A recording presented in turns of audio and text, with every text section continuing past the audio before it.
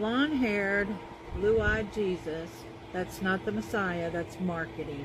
You've seen the image floating around, golden hair, soft blue eyes, porcelain skin, but let me tell you something that they did not teach you in Sunday school.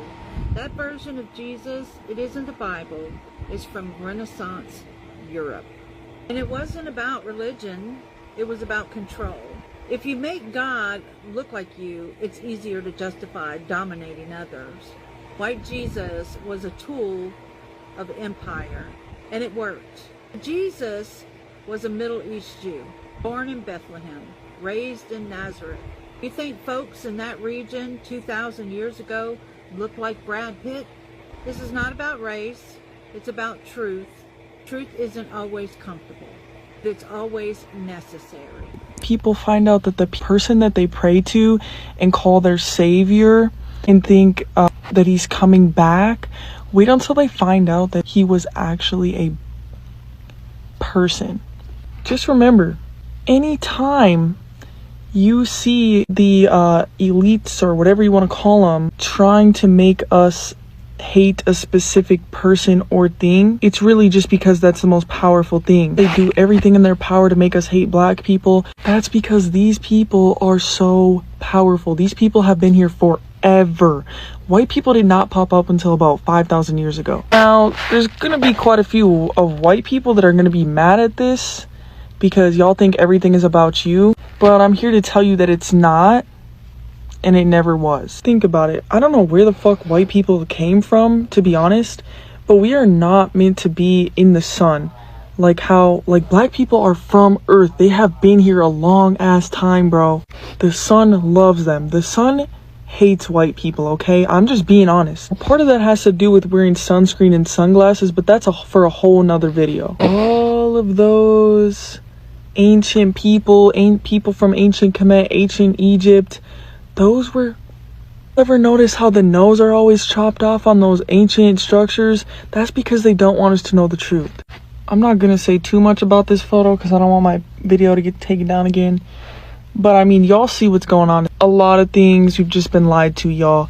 Pretty much everything is the opposite of what you think it is. There's a reason they want to divide black people. It's because black people are the most connected. They are very, very, very talented at singing, dancing, athletics, you name it. So many things are designed to limit them. I think that black women are the most powerful people on the planet because the number two things that the elites, whatever you want to call them, that they hate the most is women and black people. So there you have it, black women. Those are the people that we need to be listening to. Those are the leaders of the new earth.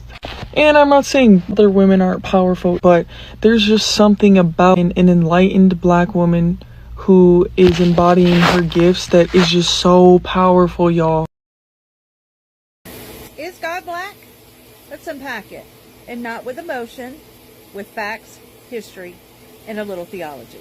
First, in Genesis, it said that God created man in his own image. But what did his image look like?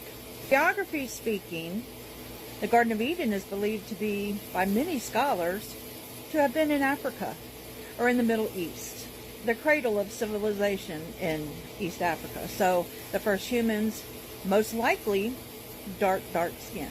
Let's go deeper. In ancient Egypt, Ethiopian and early Christians, gods, angels, and prophets were often depicted as black or brown skin, not European features. Depictions came centuries before European colonization and reshaped the visual narrative. That's not the Bible. That's branding. That's not the Western Bible. Art. That's colonization. That's a Western art. That's He's colonization. Not a skin tone. But when people ask this question, they're really asking, does my culture or my skin, my history, have a place in the image of God? The answer is yes. Drop your comments below respectfully. Let's have a grown conversation. And before you get mad, ask yourself why this challenges you. This is what TikTok is for. It's for us to unite, to talk, and to celebrate each other. Y'all have a great day. The reason it matters that Jesus is black, yeah, I know what you're saying. It doesn't matter. It matters, bro.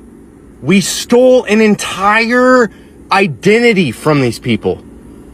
There was a race that was chosen by God, okay? When God was playing this Sims game, he chose a black character, okay? Because that most closely related and identified with his personality. He wanted to be humble. He wanted to come as a meek person. Bro, the entire Bible is a redemptive story about black people. From going from last to they're gonna be first, bro. It's the entire Bible is like the redemption of a race that was being used for slavery since the beginning of time. Think about this. This is why black people are superior to white people. This is why they can run faster. They have harder heads. This is why they can jump higher. They're the chosen race of God. It's so in your face, dude. The Egyptians with the cornrow hair, and now where are all our Egyptian people, bro?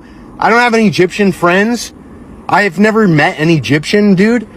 It's like they just disappeared, dude. What happened to that whole race of people? It's black people. Okay? When you read the Bible, the reason it doesn't make sense to you is because you're not replacing the word Jew or Hebrew with black person. Black people. You have the most sacred, beautiful position. You have the biggest shoes to fill. I am so sorry for everything. You'll all see. You'll all see when we get up there. You'll see when we get up there and Juicy J is playing, okay? You'll be like, oh, oops, crazy dude on TikTok was right. It's everywhere in history. White people whitewash history wherever we go. We take that for ourselves. Bro, the Egyptians had electricity, okay? The Luxor, the Black Pyramid that shoots up light into the sky. What do you think that's about, dude? They had electricity, dude. The Nile had all the elements for batteries and electricity, like the copper and the salt water and the limestone and everything. Look up the Djed Towers, dude. Anyway, Jesus is black and he's coming back. My guy. You are most definitely wrong, because if it didn't matter, it wouldn't have been written. So a lot of people would like to know, what color is Jesus? What color is God's spirit? So let's talk about it. And before I get started, please understand that this is not about the color, but it's about the truth. Yes, the Messiah was a black man, and God made his son in his image. God says in the Bible that his spirit is the color of jasper, sardine stone. In Revelation, it says his head and his hairs were white like wool. This is the color of white woolly hair. Who the only ones with woolly hair that stand out from the rest of the people? Black people. It said his feet was unto the color of fine brass, burnt in a furnace. Now this picture is the color of fine brass burnt in a furnace. Extremely black. The Messiah was a very, very dark man. And I know a lot of y'all like to say, no, he's Middle Eastern. So if y'all believe that he's Middle Eastern, then y'all should know that the Middle East was a part of Africa, right? Full of black people, dark black people. Wait, but y'all love to say, no, he's an olive skin color. Well, let me tell you something. I only know two different color olives, the green olive and the dark black olive. So tell me which one it is. There's pictures from the 13th century of a black Messiah and black saints. To be honest, almost everybody in the Bible was black. And a lot of them had locks. That's why I'm kind of glad that a lot of us are coming back to our roots. A lot of us are starting to get locks, because it's really a part of who we are. So the Messiah had hair like wool that was as white as snow. He was the color of fine brass burnt in a furnace. He was from the Middle East, which back in those times was Northeast Africa. So I don't know who this man is or what agenda they trying to put out. Even if they didn't believe that the Messiah was black, the least they could have did was make the hair white, make the eyes red. Like I don't know who they thought they was fooling with that image. Like, that's the true deception of Christ. Most of those people in the Bible was blacker than coal. And a lot of them would tell you that their skin is black upon them. And please understand that this is not racist. It's the truth. And all I want to do is wake my people up to who they really are. Because we are more important than y'all ever know.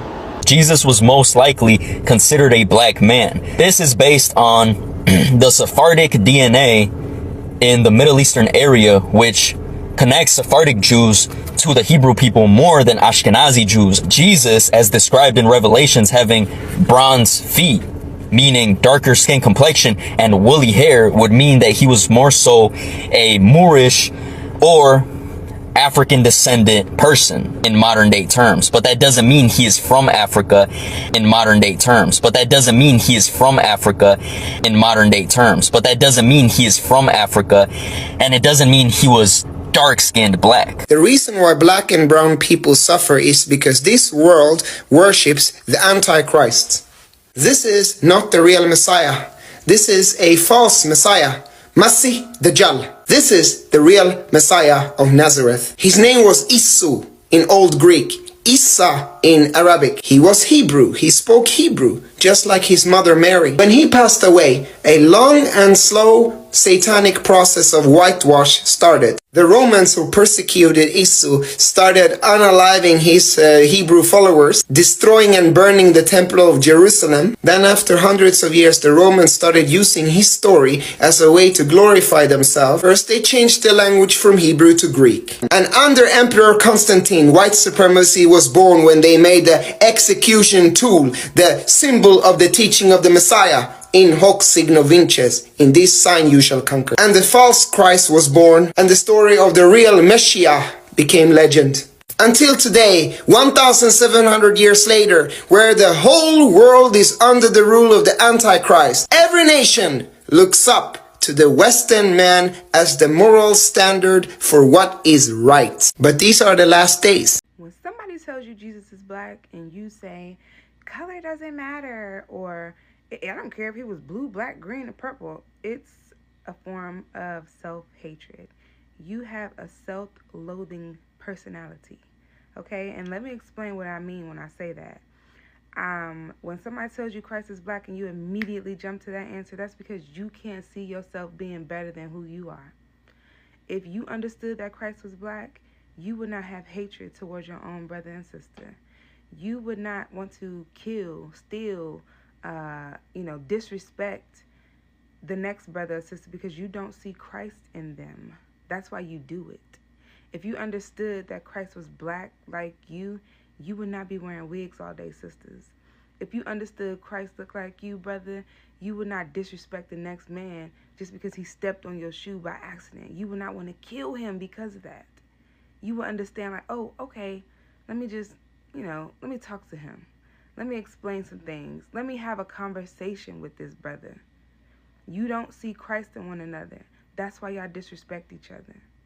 Y'all don't see Christ in one another. That's why you will go down to the abortion clinic and kill that baby before it's even born. You understand what I'm saying? So knowing that Christ is black is very key, because if you knew that, you would treat each other with utmost respect instead of treating the opposite people with all the respect in the world and looking at your brothers and sisters like the scum of the earth. Self-hatred is a symptom of various mental health disorders. Think about it.